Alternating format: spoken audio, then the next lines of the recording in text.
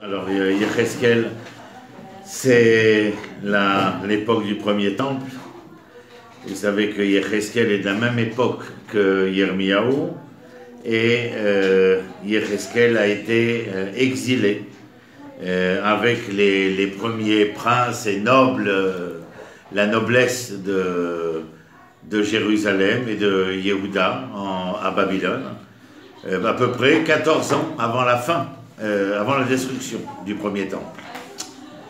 Et donc il se trouve à Babylone, et en parallèle, on a Yirmiyahu qui est, comment dire, le prophète en Judée même, et chacun va avoir un discours concernant la destruction elle-même, bien entendu, future, inexorable, parce qu'il n'y aura pas d'autre choix que d'être les témoins à cette époque-là de la fin du premier temple.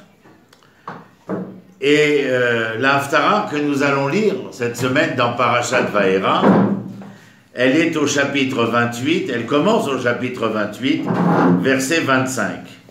Et je vous lis ce dont il est question.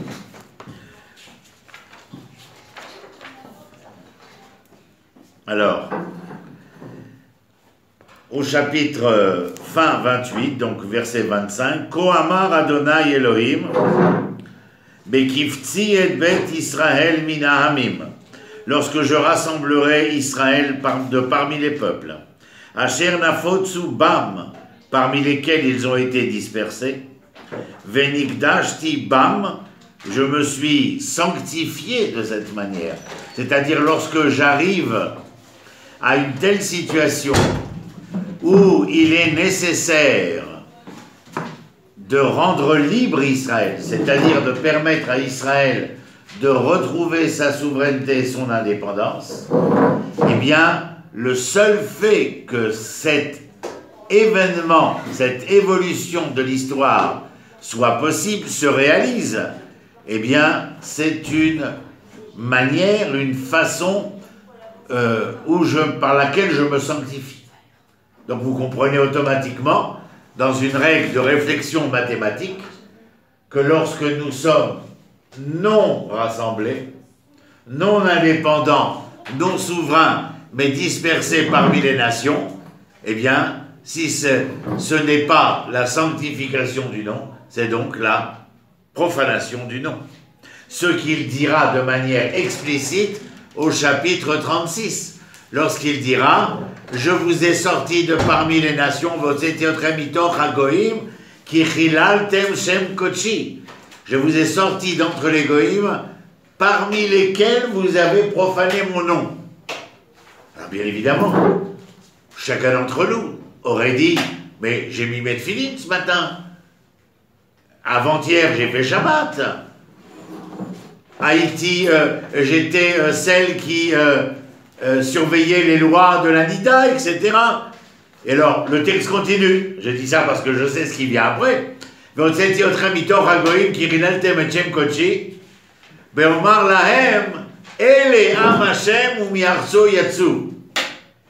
Quelle est la profanation du nom dont je parle? Celle qui, de par la situation sociale, géographique, politique et religieuse, a fait que vous étiez parmi les nations, eh bien, lorsque les nations, parmi lesquelles vous êtes, vous montrent du doigt en disant « Ele Am Hashem ou Biartso Yatsu » voici le peuple de l'Éternel, et de sa terre ils ont été sortis, Zachilul Hashem. Vous entendez ce que je vous dis là? C'est Sefer Yecheskel. Non seulement ici, fin du chapitre 28, début du chapitre 29, mais le chapitre par excellence, Ve'otzeti otrem mitoch hagoyim ki chilaltem et shem kochi be'emor lahem ele am Hashem ou mi'artso yatsu. Incroyable. Et pourquoi je dis ça? Je te donne la parole tout de suite, parce que je viens de lire Kohamar Adonai Elohim Bekovtsi et Bet Israël minahamim. Lorsque je rassemble les enfants d'Israël de parmi les peuples où ils se trouvaient, c'est ce que je vous ai dit précédemment. Mais alors là, j'écoute, regardez le verbe. Venikdashti bam, les aînés à Goïm. J'ai donc été, en quelque sorte, on va comme ça, j'ai donc été sanctifié par cet événement, pas aux yeux d'Israël, aux yeux des nations. Vous vous rendez compte? Alors, c'est pour ça que je vous fais le parallèle avec le chapitre 36, qui est nécessaire pour que vous compreniez. Maintenant, imaginez, rappelez-vous que Yéhezkel est à Babel. Et les enfants d'Israël à Babel sont déjà en train de tarabuster Yéhezkel que quoi? Ils lui disent, dites donc Yéhezkel, si un Cohen a un serviteur, est-ce que le serviteur doit manger des produits que le Cohen reçoit par Israël? Que répond le prophète? Bien entendu. Et dites donc, prophète, et si maintenant le Cohen avait renvoyé son serviteur, qui s'appellera le serviteur du Cohen X, est-ce que il doit encore manger de la dîme donnée au Cohen? Ben non. Eh bien alors, prophète, que nous cherches-tu des poux dans la tête? Nous ne sommes plus Israël. Vous vous rendez compte la marche avant? Ça, c'est un groupe. Il y a un groupe qui dit, nous avons été en exil, mais nous allons remonter, combattre et reconquérir la Judée et le temple. Yéhezkel leur dit, mais vous n'avez peut-être pas compris, ou je me suis mal exprimé. Si vous êtes là à Babylone, c'est que l'Éternel Dieu d'Israël a décidé qu'au vu et au su de vos comportements, de vos conduites, c'en était fini. Et il y a un troisième groupe, à l'époque de Yéhezkel, qui dit, Tov, interdit de se battre, ceux-là veulent quitter, abandonner Israël, nous allons nous battre et reconquérir Israël, où? À Babylone, nous allons reconstruire le temple à Babylone. Et Yéhezkel leur dit, alors vous non plus, vous n'avez rien compris. C'est-à-dire que parmi les trois groupes sociaux qui se dévoilent à Yéhezkel, conséquent de l'événement qu'ils ont été mis en exil à Babylone, eh bien, trois groupes se forment, ceux qui veulent reconquérir la Judée, et donc ils n'ont strictement rien compris à la raison de leur exil, ceux qui disent nous avons tout à fait compris, nous ne valons pas quoi que ce soit, donc, prophète, comment dirait-on aujourd'hui, lâche-nous les baskets.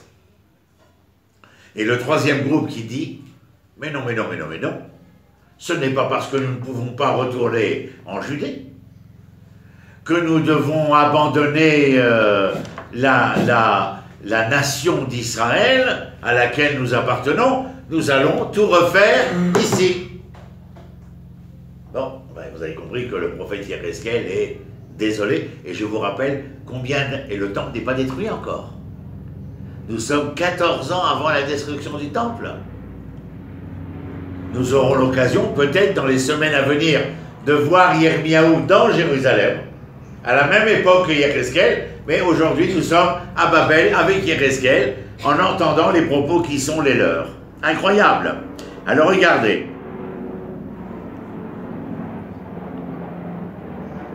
Je les remercie de passer à ce moment-là, parce que ça, c'est ce que j'ai préparé également. Alors ce bruit d'hélice que j'entends d'hélicoptère de l'armée d'Israël va venir conforter ce que j'avais préparé. Je t'écoute. Ça veut dire que, en étant en route Laaretz, les Goïms, ils disent, et c'est ce qui se passe aujourd'hui, qu'en gros, on a été jeté par Hachem de notre terre, et parce qu'on ne se prend pas en main et on n'utilise pas les moyens qu'on a de revenir, alors du coup, on fait Chilul Hachem. C'est ma chou, mère. Donc, en gros, même si c'est dur de venir en Israël, à partir du moment où on ne fait pas tout notre possible pour l'aide, à partir du moment où on peut le faire et qu'on ne fait pas tout notre possible Voilà. pour aller en Israël. Il faut rajouter quand on a pu le faire. On a pu le faire parce que c'est pas toujours. Parce qu'à l'époque des croisés, ou de la Renaissance, ou du siècle des Lumières, etc., il est évident que c'était impossible. Oui, là, de nos jours, là, c'est un peu plus la situation économique ou la parnassa qui peut poser problème, mais en gros, quelqu'un qui a tous les moyens du monde de venir ici et qui ne le fait pas, il fait Chilul Hashem. Absolument. C'est le texte qui est spécifique.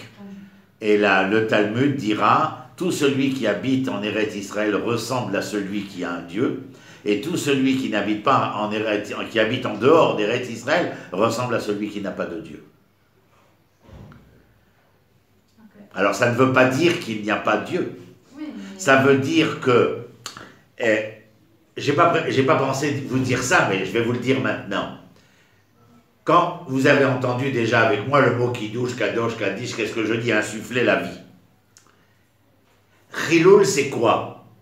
Chilul, c'est la profanation, nous disons. Mais venons ensemble et essayons d'être sémantiques. Allons à l'étymologie. Chilul, Halal. Halal, c'est un espace creux et vide. D'accord? Cet espace est creux et vide parce qu'il lui manque certainement le tochen, c'est-à-dire ce qui doit l'emplir et le constituer, bien entendu. Or, le Chilul Hashem, c'est lorsque nous avons ôté de l'intérieur de ce qui était Kadosh, l'essentiel, et nous avons laissé le vide, un creux, un vide. Vous comprenez? C'est Chilul Hashem. C'est-à-dire que nous avons dénaturé le sens de la conjugaison que le peuple d'Israël avait avec l'Éternel. Je vous donne un exemple qui revient tout le temps dans le Tanakh, c'est que nous sommes accusés de quoi? De prostitution, Israël. Zantem achare Elokim acherim. Alors, le couple, lorsqu'il est construit sur la base de la Emouna. Vous vous rappelez, Amen, Amin, Neeman, Emet. La confiance, la fidélité et la vérité. Mais si jamais nous perdions de cette confiance, ou de cette fidélité, ou de cette vérité par une action dont vous avez compris l'essentiel, que nous voyons chez le prophète Hoshea, c'est-à-dire qu'il va épouser une prostituée, ou épouser une femme une femme qui adore avoir des amants, etc., ou tout simplement tromper sa femme. Ou que la femme trompe son homme. Ici, dans le cas du Tanakh, c'est la femme qui trompe l'homme. C'est pas l'homme qui... L'homme est considéré ici comme si c'était, en métaphore, Dieu, et la femme, c'est Israël. Eh bien, qu'est-ce que vous avez fait? Comment considérez-vous la femme qui a trompé son mari? Qu'est-ce qu'elle a provoqué dans le sein familial? Elle a tout déséquilibré. Oui, mais en fait, plus que déséquilibré, elle a retiré l'essentiel. Elle a dénaturé le temps de la conjugaison. Vous comprenez? C'est pas simplement l'otina, tu ne tromperas pas ta femme. Je veux dire, Zénachon, Israël a des instincts, l'homme, la femme ont des instincts, et ils peuvent se laisser porter par leurs instincts. Tout le monde en est pertinemment conscient. Mais cela devient impossible lorsque la pertinence de la conscience ne parvient pas jusqu'à ce que nous avons expliqué maintenant. C'est-à-dire quelles sont les conséquences. Vous savez pourquoi beaucoup de gens ne fument plus? Pourquoi beaucoup de gens ne boivent plus? Pourquoi beaucoup de gens ne mangent plus de viande grasse? Parce qu'ils ont la pertinence de la conscience de quoi? Des maladies occurrentes de telle attitude et comportement. D'accord? Donc, là, le Chilul Hashem, il est dans la dénaturation, c'est-à-dire la perte de consistance à l'intérieur de cette cellule familiale. Quand on dit les Chadodi ou dans le Shirachirim, c'est véritablement ça, quoi. C'est le sein familial, quoi. Et lorsque le sein est tari, bon ben voilà. Comment dire, la pelouse n'est pas arrosée, elle devient jaune. Il faut pas. s'imaginer autre chose. Et c'est ce que dit Dieu, quoi. C'est intéressant, c'est provoquant. Mais alors maintenant que vous avez en plus une idée par rapport à ça, c'est que vous connaissez la conjoncture. Nous sommes 14 ans avant la fin du Temple, 3 groupes sociaux se forment à l'intérieur. Yéhezkel est donc un peu seul. Et voici ce qu'il écrit. Et vous savez quoi? Nous ne sommes pas loin d'imaginer qu'il écrit cela pour une seule raison, laquelle? Pour donner de l'espoir à ceux qui ont encore un brin d'espoir. Vous entendez, vous rappelez ce que je viens de dire. Kohamar Adonai, Bekaftiet Bet Israël Minahamim, Asher Nafotsu Bam, Venigdashti Bam, Léné Agohim, Vayishvu Aladmatam. Et ils seront assis, ils seront installés sur leur terre. Alors, à chaque fois que vous lisez dans le Tanakh, vous devez relier les termes et les mots, bien entendu. Qu'est-ce que je viens de dire? Je vous ai rassemblés, mon nom a été sanctifié, aux yeux de qui? Des nations. Et comment? Lorsque vous êtes installés. Veyashvu al admatam, c'est-à-dire qu'ils se sont installés sur leur terre. Je ne peux pas m'installer en Patagonie. Ah non. Je t'ai dit que c'est Eretz Canaan. Combien de fois vais-je le répéter? Mais je ne pourrais pas aller du côté de Monte Carlo. Mais non, je t'ai dit que c'est Eretz Canaan. Aladmatam. Et qui vient le spécifier encore? La fin du Tanakh. Lorsque Cyrus a ce rêve et qu'il dit j'ai rêvé que l'Éternel m'avait donné, c'est l'Empire perse bien entendu, et qu'il m'a demandé quoi? De reconstruire Livnot lo Bait Asher Birushalayim. Écoutez bien ce qu'il dit juste après. Cyrus, roi perse, Goy Purpo. Il vient, il dit, l'Éternel, grâce à qui j'ai eu l'ensemble de cet empire, m'a demandé de reconstruire sa maison, Livnot lo Bait Birushalayim. Et qu'est-ce qu'il rajoute? Asher Biyuda. Et toujours, je dis à mes élèves depuis des années, je dis, c'est quand même marrant, Cyrus, le roi perse, qui vient nous dire, vous devez construire une maison à Jérusalem. Bon, évidemment. Oui, mais voilà que Cyrus fait une précision qui m'interroge à moi. Et moi, je suis le prof. Je dois m'interroger. Chaque point, chaque forme de lettre, chaque blanc entre les lettres ou sous les lettres. À Cher Biyouda, en Judée, eh oui, il y aura des gens qui penseront qu'il y a des petites Jérusalem à Brooklyn ou à Sarcelles. Yerushalayim, Asher Biyouda. Incroyable. Ça doit vous éclater. Il faut que vous soyez éclatés parce que vous étudiez, sinon c'est une perte de temps dans l'existence. C'est comme si vous étiez amoureuse, vous êtes mariée, et puis maintenant vous êtes dans la chigra, dans le train-train. Moi je connais pas, alors j'arrive pas à comprendre les autres, quoi, je veux dire, mais ça m'est jamais arrivé. D'ailleurs je suis un malade du cœur à cause de ça. C'est que rien n'est banal chez moi. Vous avez vu la fenêtre? Elle a changé. Regardez l'arbre qu'on voit à travers la fenêtre par rapport à la semaine dernière. Oh, vous vous rendez compte? Le soleil était... demain matin... chaque chose, quoi, je veux dire. Il y a eu là une soi-disant tempête vendredi, samedi. C'était merveilleux de sortir et d'être au vent, comme ça, les bras et recevoir la pluie. Ça, par exemple, je le fais souvent au moment après les fêtes. Quand on attend les premières pluies. J'adore les odeurs de la terre aux premières pluies. Alors je me mets sous la pluie. C'est ironique. Mais oui, il faut être, enfin à mon avis, quoi. Moi c'est ma anima mincheli, hein, moi je m'en fous du reste. Alors il continue. V'yashvu al-matam, asher natati le'avdi le'Yaakov. Ah, vous ne savez pas de quoi je parle. Mais la terre que j'ai donnée à mon serviteur Yaakov. Ben, c'est clair, Nahon. Vaishvu alea la betach.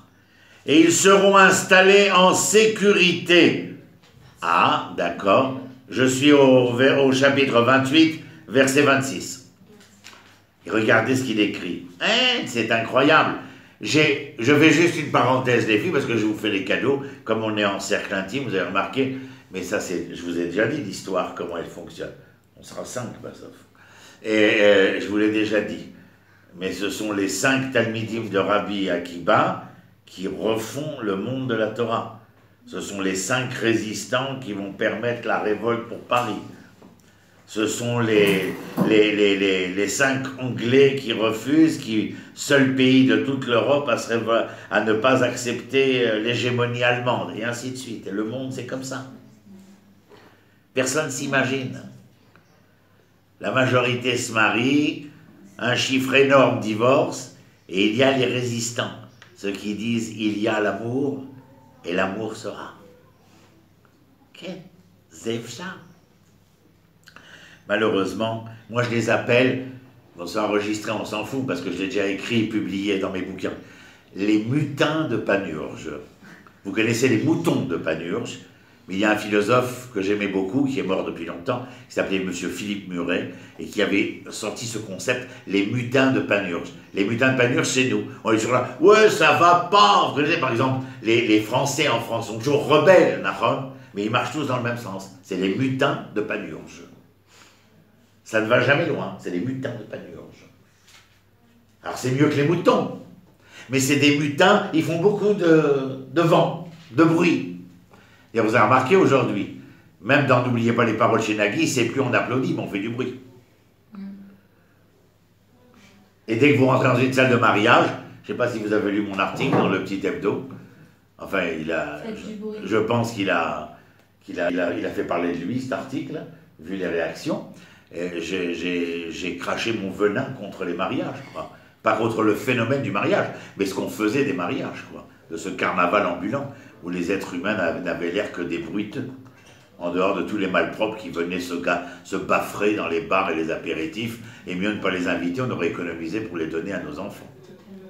Là, je me pose la question par rapport à ce que vous dites sur le mariage, moi je suis plutôt d'accord avec vous, et je me demande comment on peut éviter ça. Ah ben t'es pas la seule, hein. Ça a été quand même des centaines de réactions. Hein. Comment on évite ça à son propre en étant non, mais même, on n'est pas obligé d'inviter les voisins de palier, la sœur et la tante à la vache à Jules, etc. quoi. L'homme qui a vu l'ours, par exemple, ça ne nous intéresse pas non plus. Moi, je pense que le mariage doit se faire entre les frères, les sœurs, les deux familles, et que ces deux familles, elles se rencontrent. Je ne sais pas si vous avez vu l'article, mais j'ai dit que d'ailleurs les deux familles sont toujours une à droite et une à gauche. Alors, au lieu qu'elles soient ensemble. Tout ça parce qu'il y a plein d'espèces de bouffeurs à tous les râteliers qui viennent dans tous les mariages, et en plus ils râlent. Ils sont jamais contents, ils critiquent. Maintenant, on leur met une machine à carte bancaire pour qu'ils décident s'ils ont bien mangé de mettre 300, s'ils ont mal mangé de mettre 150.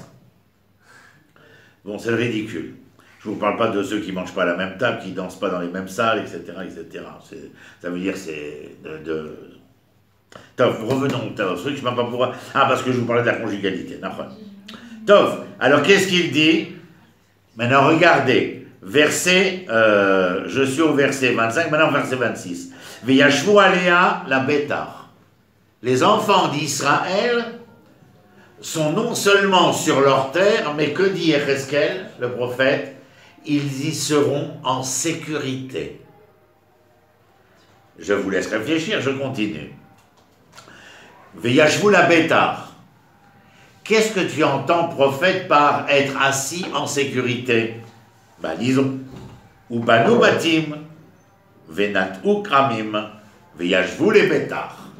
Vous avez vu, il y a un bétar, sécurité avant, et un bétar à la fin. Donc la sécurité, mes enfants, c'est quoi?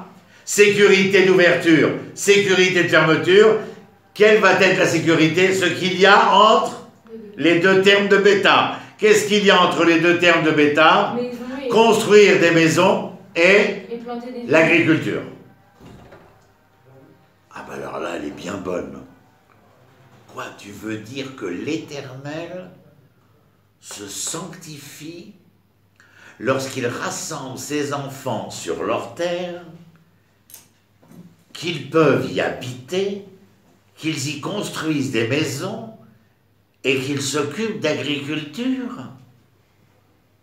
Mais moi je croyais qu'on allait construire des yeshivot, des talmudei Torah, des bateknesiot, Alors j'ai quelqu'un que je vous lis ici, à Chafetz Chaim. Il est mort juste avant le début de la Seconde Guerre mondiale. Et alors, les gens qui étaient venus protester contre le fait qu'à l'époque, 1930, on parlait déjà d'Eretz Israël, ce n'était pas l'État, mais d'Eretz Israël, où des mécréants s'occupaient des vignes et de construire des maisons, mais qui n'étaient pas religieux, etc. Alors, pour toute réponse, le Chafetz Chaim amena ce Yecheskel du chapitre 28, verset 26. Incroyable. Je reste pantois, moi, parce que je trouve ça absolument extraordinaire, la réponse du Chafetz Chaim, ou le retour des Hébreux. Moi, je les appelle des Hébreux dès qu'ils reviennent. Je les appelle juifs quand ils sont en dehors d'Eretz Israël, mais quand ils reviennent, le seul fait de vouloir revenir, s'installer, construire des maisons, travailler la terre, je dis, ils sont en marche pour redevenir des Hébreux. Quel est le moyen pour eux de redevenir des Hébreux? De redevenir Israël. Si vous voulez, dans mon langage à moi, Israël, ce sera l'identité nationale, et l'hébreu, l'identité rouhanite, l'identité spirituelle. Et juif, on l'a supporté jusqu'à maintenant, mais le plus vite on s'en débarrassera, mieux on se portera. Je comprends pas la différence que vous faites entre les deux. Ah, quand je dis juif, la traduction hébreu c'est Yehudi. Pourquoi je m'appelle Yehudi? Yafé Meod. Est-ce que Yehuda c'est Israël? Non, mais pour l'instant, on est tous Yehuda. Non. Quelle est la proportion de juifs qu'il y a pour Israël? 11 douzième. 1 douzième. Bah oui, bah non, Yehuda. Yehuda c'est 1 douzième. Yehuda, c'est un douzième. Ah oui, non, tu as dit 11. Donc pour Israël. Ah oui, c'est-à-dire que le fait que les Éthiopiens de la tribu de Dan, que les Indochinois de la tribu de Ménaché viennent, d'abord ils ne sont pas juifs. D'accord? Ce sont des Hébreux. Ah, c'est dans ce sens. et Rav Ovadia Yosef avait très bien compris cela. Quand il autorise l'entrée des Éthiopiens, la vox populi, crier, la foule, crier dans la rue, ce ne sont pas des Juifs. Mais votre Majesté, bien entendu, ce ne sont pas des Juifs. Ce serait même un crime de lèse-majesté que de les traiter de Juifs. Ils n'ont jamais connu Yehuda, ils n'ont jamais mis les pieds en Yehuda, et ils ne connaissent rien de Yehuda. Mais si vous leur demandez qui est Dab, ils vous raconteront. Et ainsi de suite, cela sera lorsque nous découvrirons Issachar, Zvulon, Asher, Reuven, Ephraim, Ménaché. Ménaché, c'est apparemment là-bas. Certains, le Rav Avichai disait que les talibans n'ont pas la morphologie. Après les recherches anthropologiques qui ont été entamées, les talibans, là, ces tueurs à gages d'Afghanistan, ils sont près de 75 millions et ils n'ont pas la morphologie du quartier, dans la région où ils habitent. Et il y a de grandes chances pour que, d'après les us et coutumes qui sont les leurs, que ce soit à l'origine des tribus perdues. Ouais, sérieux. Voilà, mais ça, c'est un exemple. Il est possible qu'en Amérique du Sud, on ne sait pas, puisque vous vous rendez compte que les Indiens qu'on va découvrir sont certainement des populations indo-européennes qui sont passées par le détroit de Bering au moment d'un gel de la Terre il y a quelques milliers d'années, etc., etc. J'ai une question juste par curiosité. Les convertis, ils viennent de quelle tribu? Les convertis? Aucune idée. On Ah, ne peut pas savoir. Ils viennent, on les appelle Bnei Abraham. Mais il n'y a pas de tribu. Et au contraire, on dit par exemple aux gens qui sont convertis d'aller vers ce qui leur parle le plus. Sfaradim, Ashkenazim. On comprend? Mais il n'y a pas de certitude sur ce qu'ils sont. On continue le texte, mesdemoiselles. Ça va? Vous allez bien? Je sais pas, dans le texte, Oui, dis-moi. C'est où il parle de quel endroit? C'est en Babel? Ah, Vaïchoué le matin? Ouais. Non, là c'est... Yecheskel parle depuis Babel. Il fait une prophétie. Oui, bon, ok. que c'est vrai, le temple va être détruit, que vous êtes en exil maintenant, mais sachez que quoi? Qu'il viendra un jour que vous reviendrez sur votre terre. Donc là, il parle Vous y habiterez. Il faut être Bah oui. assis en Israël. Quoi. Ben oui, parce que je t'ai décrit la problématique sociologique à laquelle était confronté Yéhezkel. Ceux qui disaient on va faire le temple ici, ceux qui disaient on va retourner pour se battre, et ceux qui quoi? Et ceux qui disaient nous ne sommes plus Israël. Que fait Yéhezkel? Il prophétise que si aucun des trois n'a raison, c'est parce qu'il y a une quatrième porte de sortie qui est, elle, le retour des exilés, quoi, le rassemblement des exilés. Vous voyez? Alors je reprends. Alors regardez comment c'est construit, verset 26. Vaishvu alea lebeta. Ils seront installés sur cette terre en sécurité. Ubanu batim venatu kramim. Donc la construction des maisons. Et donc le ministère du logement et le ministère de l'agriculture. Veyashvu lebeta. Et alors, qu'est-ce qui est marqué ensuite? Beasoti. Shfatim bechol ashitim otam misvivotam veyadu ki ani Adonai Elohem. C'est-à-dire qu'ils vont rétablir en quelque sorte la justice, la foi, la conjugaison avec l'Éternel. Et qu'est-ce que nous apprenons là soudainement? Si Yéhezkel dit vous allez construire des maisons et travailler la terre d'Israël, et ensuite l'Éternel dit ils vont rendre justice et retrouver cette relation avec l'Éternel, eh bien c'est intéressant que chez nos sages dans le Talmud il est écrit Bonim Bachol Umekachim. Ça veut dire quoi? Bonim Bachol. Nous construisons dans ce qui est profane, et ensuite nous sanctifions. Essayez d'imaginer les pierres qu'on utilisait pour la construction du temple. Ces pierres-là, il fallait bien que des ouvriers les amènent. Prenez le cas par exemple du Saint des Saints. Il a bien fallu que des ouvriers amènent ces pierres dans le Saint des Saints. Qu'est-ce qu'ils ont fait? Bonim Bechol. Ils construisaient de manière profane. Ve ensuite, Umekachim. Une fois que la pièce était construite, il y avait, comment dire, il y avait comme une neshama, parfaitement.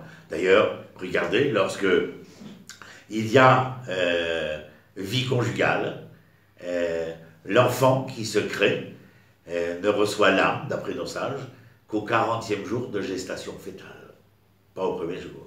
C'est donc qu'il y a une formation humaine, matérielle, qui est là pour recevoir l'âme.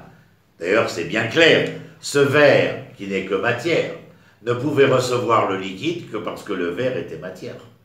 Si ce verre n'était pas, j'aurais pu verser du liquide jusqu'à demain, ça n'aurait pas aidé. Par rapport à ce que vous dites, c'est que même si c'est de manière profane, entre guillemets, parce que bon, nous on voit quoi de l'extérieur que c'est juste des personnes qui... Oui, profane entre guillemets, il n'y a rien de profane là-dedans. Oui, mais ça veut dire, dans l'état d'esprit, c'est pas comme quelqu'un qui va construire un bâtiment, que c'est pas le même état d'esprit, même quand il y a l'enfant, on dit que même quand l'enfant il reçoit la neshama, il y a des conséquences de comment le couple se comporte, genre plus le couple est kadosh et plus la neshama est grande. Oui, non, je ne parlais pas de ça, ma chère. Je disais simplement que la neshama ne trouve son contenant que lorsque le contenant est déjà quelque chose. Tu comprends? Par rapport au profane, je n'avais pas très bien compris. Ah oui, non, le profane, c'est une manière de dire ce qui n'est pas kadosh, si tu préfères. Ce qui n'est pas kadosh, n'est pas encore consacré, sanctifié. Même le profane va devenir sanctifié, consacré, à partir du moment où la neshama, l'homme en tant qu'homme, d'ailleurs, dès que l'âme se retire, que devient l'homme? Un être mort. Et quelle est la plus grande touma?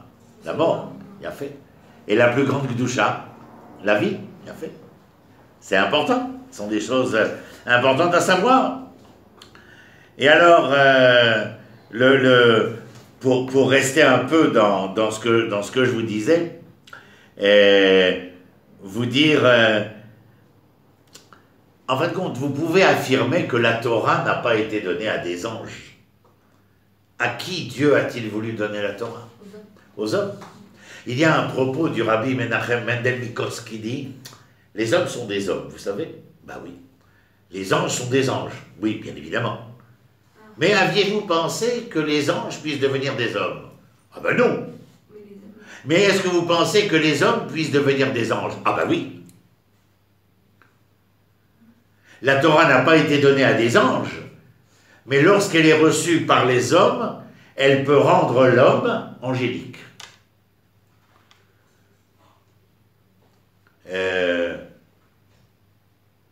Mes enfants tout petits, comme tous les enfants, aimaient à briser les jouets. Après, ils ont appris à jouer avec le jouet. Et après, ils ont appris à, préserver le jouet, puisqu'ils ne jouaient plus avec. C'est-à-dire qu'on voit une lente évolution de sanctification, de consécration. C'est apporter cette vie dont je parle à chaque fois. De la même manière, mariée, la connaissant, elle ressemble à ceci ou à cela, elle plaît, on la désire, mais ce n'est pas la même chose que lorsque les ans vont passer et que l'événement conjugué et conjugal va être consacré, sanctifié. Nous allons avoir affaire à une autre dimension, à tel point que bien souvent, après les années, certains qui vous regardent diront « c'est drôle ce qu'ils se ressemblent ». C'est cette sanctification, cette même vie qui est capable de traverser deux personnes qui furent étrangères l'une à l'autre à un moment donné de leur existence. Regarde, ils n'ont pas besoin de se dire pour se comprendre, ils ont besoin de se regarder pour s'entendre. Joli. Vous m'avez l'air dans un état, si on était à l'hôpital, c'est vous êtes tout de suite assigné à hospitalisation. Donc je dis, la Torah n'a pas été donnée à des anges.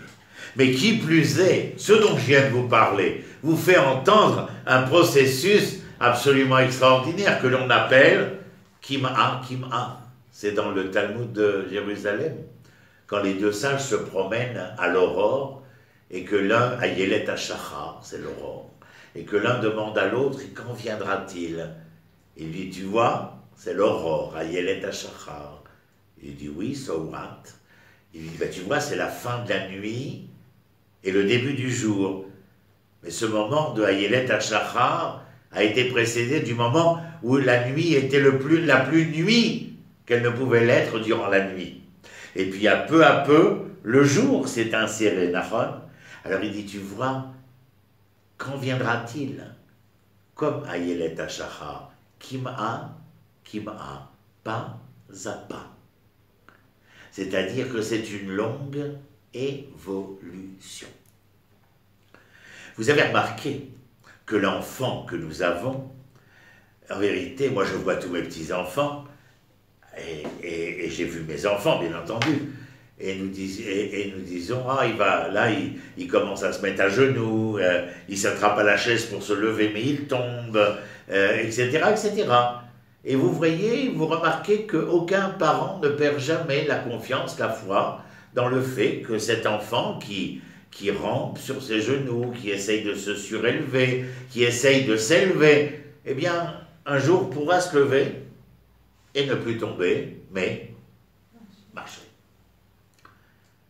Est-ce qu'il existe une seule personne, et parlons de manière anthropologique, c'est-à-dire dans tous les continents, dans toutes les sociétés, à toutes les époques, y a-t-il eu un parent qui ait pu douter que l'enfant n'allait pas marcher? Non, parce qu'il avait confiance. Parce qu'il y avait dans la conscience reptilienne, le cerveau reptilien de l'homme, c'est-à-dire du souvenir antique, que les enfants se levait, tomber, se levait, tomber, se levait, tomber, mais un jour il se lèverait et il marcherait. Ça a suffi à permettre à l'humanité de croire qu'envers les aléas de se lever et tomber, un jour il se lèverait et marcherait. Absolument extraordinaire. Ça s'appelle Kima, Kima. C'est un processus qui est engagé ici.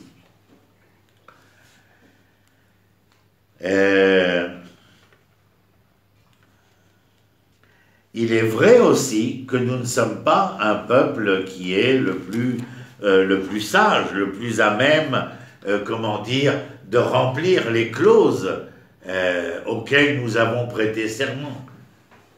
Toute l'histoire dans le Tanakh avec les prophètes sont justement, viennent ici pour nous rappeler tous les déviationnismes auxquels vont être confrontés les enfants d'Israël, et donc profaner le nom de l'Éternel.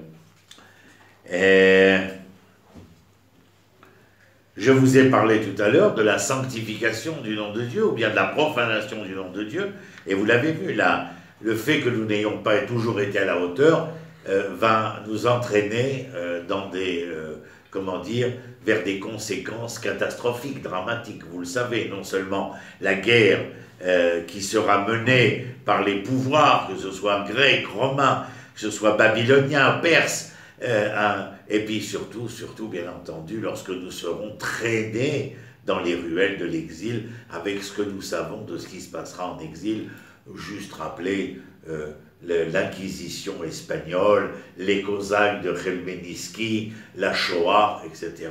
Et nous savons bien entendu quels ont été les drames et les tragédies que nous avons dû vivre, conséquents de ce fait que, eh bien, nous étions en exil. Alors, on a parlé de sécurité, de construction et d'agriculture. Est-ce que je vous ai dit à un moment donné, réfléchissez. Vous reviendrez sur votre terre, vous y installerez et vous y vivrez en sécurité. Bien, vous savez, je peux être de ceux qui vont déclarer quelle sécurité. Depuis 1948, on a, je ne sais pas combien de guerres, des attentats, je ne sais trop quoi. Vous savez quoi, les filles? La semaine dernière, j'étais malade, vous vous rappelez? Donc je ne fais pas grand-chose, si ce n'est voir une série télévisée. Et j'ai vu Fouad, la série de télévision israélienne. Fauda. Je me suis régalé. Et j'ai regardé Yecheskel et j'ai dit, voilà, Matsati. Nahon, il y a l'insécurité. Mais la sécurité est assurée par tous ces hommes et ces femmes pour que mes élèves à Batzion chaque soir, et moi, chaque soir, j'aille dormir sur mes deux oreilles. Mon grand-père et mon arrière-grand-père n'ont jamais vraiment dormi sur leurs deux oreilles. Parce qu'il y avait Torquemada, parce qu'il y avait Khmelnytsky, parce qu'il y avait les nazis, parce qu'il y avait les communistes, parce qu'il y a toujours eu quelque chose, parce qu'il y a eu les croisades. Mais vous savez, moi, depuis 69 ans, 70 ans cette année, si Dieu veut, la 70e anniversaire de l'État d'Israël, Ezrat Hashem, basé.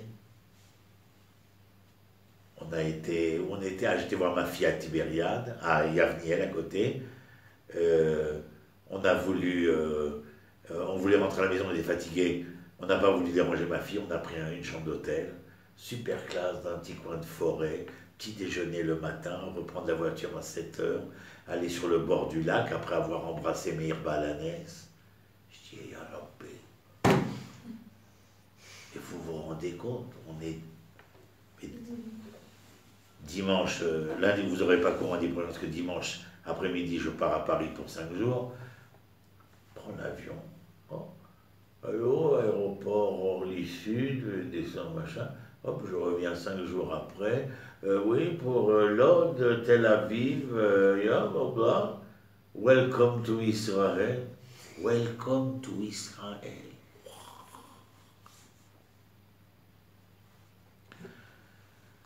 J'aurais aimé que mon grand-père puisse entendre.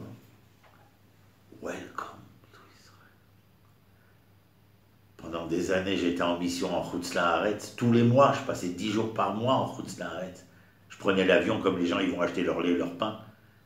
Mais à chaque fois que je revenais, Welcome to Israël. Tu descendais de l'avion et tu les entendais gueuler. Voilà. C'est chez là, nous. On parle en hébreu. On s'engueule en hébreu. On s'aime en hébreu. On rêve en hébreu. C'est... Hein? Veyashavtem les bêtards, c'est Akavana. Personne n'a dit qu'il n'y aura pas de guerre. Personne n'a dit qu'il n'y aura pas de police. Personne n'a dit qu'il n'y aura pas de juge. Il y aura des voleurs. C'est peut-être ça l'idée qui était celle de Ben Gourion. Parce que je ne veux pas un homme aussi intéressant et aussi, porteur d'idéal. Je ne veux pas le condamner en quoi que ce soit. Ah, nous avons des assassins et des machins. Nous avons des voleurs juifs. Je l'avais raconté. Ma mère, je l'avais fait rigoler en traversant à King George, là où elle fait la fête. Et j'ai dit, maman, attends. Elle a traversé, elle croyait que c'était vert. Alors j'ai dit, non, le petit juif, il n'est pas passé au vert. Elle me dit que c'est le petit juif. Tu regardes le petit bonhomme, rouge, vert. Mais il est juif, lui aussi. Il est juif. C'est ce qui avait le plus frappé ma maman. Azia Shaftem, les bêtards, Nachon. Vous voyagez avec l'avion, vous arrivez en Israël, vous vous baladez en Israël, Elat, Hanouka, noir de monde, noir de monde. Il n'y a pas une place dans un hôtel. La mer morte en été, je vais parce que ma femme a une semaine dans un hôtel chaque année à la mer morte pour les massages, les machins, noir de monde. Et la bouffe, le monde entier nous envie les petits déjeuners des hôtels. Je te dis, mais non, on est dans un Veyashavtem, les bêtards, comme était le nôtre lorsque nous étions à Babel Oued ou à Varsovie, où nous prenions nos rêves pour des réalités. Mais on a réussi à faire de notre réalité un rêve au quotidien. Pas facile, non. L'amour, c'est facile? Non. L'éducation des enfants, c'est facile? Non. Travailler, c'est facile? Non. Exister, c'est facile? Non. Rien n'est aisé. Mais tout est possible. Veyashavtem les bêtards. Ya Allah. Incroyable. Il y a un verset qui dit dans Yecheskel au chapitre 28, attends, c'est celui-là. Ah non, c'est celui-là. Dans Vaïkra, Sira 26. J'amènerai la paix sur terre et vous dormirez sans crainte. Et le glaive ne traversera pas votre pays. Et vous poursuivrez vos ennemis. Ils tomberont sous votre glaive. 5 d'entre vous en poursuivront 100. Et 100 d'entre vous en poursuivront une myriade. Et vos ennemis tomberont devant vous par le glaive. On n'en est pas là. Mais on est quand même, je l'ai marqué là, à 7 millions d'Hébreux en Eretz Israël. On est dans l'État d'Israël, dont 24% de l'information mondiale leur est consacrée. Si 24% de l'information mondiale qui leur est consacrée correspondait au pourcentage qu'ils représenteraient démographiquement, imaginez que nous devrions être 12 fois cela, c'est-à-dire près de 100 millions. 7 millions. Et on a parlé de Faouda, là. Qui ne dit pas aujourd'hui en Europe, je vais à un cours de close combat, qu'est-ce que tu apprends? Krav Maga. Même ceux qui marchent comme ça, là. Eh ouais, alors, où tu vas, toi? Krav Maga. Krav Maga, ivrite. Les services secrets, c'est un secret pour personne. Que tous les services secrets sont intéressés par ce Mossad, qui est une anthologie dans l'histoire de l'espionnage mondial. Vous voyez véritablement, et lorsqu'il y a eu les guerres auxquelles nous avons été confrontés, bien sûr, en 1948, nous avons été bombardés, en 1967, Jérusalem a subi, mais le reste du pays, beaucoup moins, les gens du Golan, de Tibériade, de Jérusalem, Mais par la suite, en 73, la guerre s'est portée au nord et dans le Sinaï. Mais les gens dans le pays, dans les villes, avaient une sécurité assurée. C'est ça qu'il faut que vous mesuriez, mesdemoiselles. C'est le miracle dont nous sommes les témoins. Et le miracle, ce n'est pas quelque chose simplement de surnaturel. C'est que les hommes, en mettant les pieds dans l'eau, comme Nachshon ben Aminadav, ont provoqué que Dieu ait voulu scinder les eaux en deux. Mais parce que l'homme, comme je dis toujours, Nachshon a voulu se mouiller, et pour de vrai, dans l'histoire, que les eaux se sont ouvertes. Même les chrétiens y ont appris énormément. Aide-toi, le ciel t'aidera. Aide-toi, le ciel t'aidera. Et donc vous voyez ô combien le fameux miracle israélien est un miracle, mais qu'il est conséquent aussi de ces hommes, de ces femmes qui se mouillent dans leur histoire afin de faire de demain des lendemains enchanteurs. Vous allez lire nous sommes dans le livre de Shemot. Vaïra, qu'est-ce que c'est? L'esclavage en Égypte, vous allez lire. L'esclavage en Égypte. Le massacre, la solution finale. Et Yecheskel, il vient avec ses petits souliers. Et je vous sortirai, et il vous ramènera, vous sanctifierez, vous construirez des maisons, l'agriculture, etc., etc. Mais ce sont des gens qui s'engagent. Vous avez vu la semaine dernière, Moshe, il sort du palais de Pharaon et il reconnaît ses frères. Je ne vous explique pas pourquoi, ça serait trop long. Mais parce qu'il va s'engager. Est-ce qu'il s'engage seulement vis-à-vis de ses frères? Non. Les filles, là, de Yitro, c'est pas ses sœurs. Ses sœurs, dans le sens, elles n'appartiennent pas à Israël. Et il exige la même justice. Donc vous voyez le personnage. Mais il s'engage. Qu'est-ce qu'elle fait, Bithia, la fille de Pharaon? Qu'est-ce qu'elle fait, Myriam, avec son père Amram et sa mère Yochebed, quand ils ont divorcé, pour les remettre ensemble? Qu'est-ce qu'elle fait, Myriam? Qu'est-ce qu'elle fait, Yudit et Myriam, à l'époque de Hanouka? Qu'est-ce qu'elles font, Dvorah et Yael, à l'époque de Sisra et de Barak? Les gens s'engagent et entraînent la délivrance. La délivrance n'est possible que parce que les gens s'engagent. Ceux qui ont dit « on va faire le temple à Babylone », ceux qui ont dit « nous allons reconquérir Israël » alors qu'ils venaient d'en être virés pour leur conduite et leur comportement, et ceux qui décrétèrent qu'ils ne seraient plus jamais Israël, qu'est-ce qu'ils disent? « Adorons le bois et la pierre » comme les nations. Et Yecheskel criera, avant ce chapitre-là, « Je vous jure que vous ne réussirez à faire ce que vous avez en tête, car nous donnerons le verdict bien avant que vous ne réussissiez à faire. » Mais par contre, j'ai une nouvelle à vous dire, c'est ce qu'on a lu aujourd'hui. Et c'est important. Merci d'avoir été là. Merci.